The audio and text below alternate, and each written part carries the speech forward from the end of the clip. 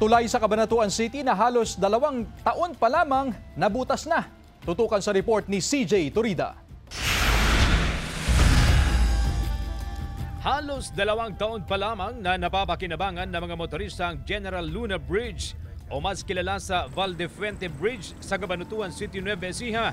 Pero nabutas na ang pinaka-flooring ng tulay, kaya apektado ang mga motorista. Mayo raw nang makita ng potholes ang tulay, pero mabilis na lumaki ang sira dahil sa pagdaan ng mga malalaki at mabibigat na sasakyan.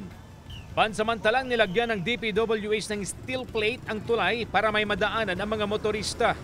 Nauna nang isinara sa mga malalaking sasakyan ang lumang General Luna Bridge dahil sa mga nakitang bitak at butas sa tulay. Nagkaroon na rin ng alternate route sa mga malalaking truck na manggagaling sa bahagi ng norte patungong Metro Manila.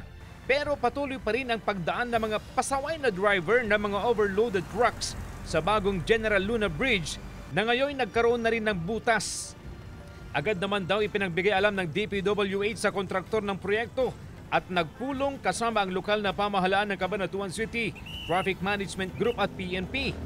Nitong Biyernes, inumpisahan ng ayusin ang tulay. May bit ang monitoring ng DPWH. Halos 4 na taon na tinapos ang proyekto na natapos noong 2023. Panawagan ng mga residente at mga motorista na sana'y gawin ng maayos ang General Luna Bridge para hindi magdulot ng perwisyo. Medyo abala rin po minsan kasi buhat nung nasira po yung tulay, sarado rin po ito. Tinitingnan po namin na maayos ito sa loob ng isang linggo dahil kaya nga po nasabi ko malaki lang implication dito sa mga motorista.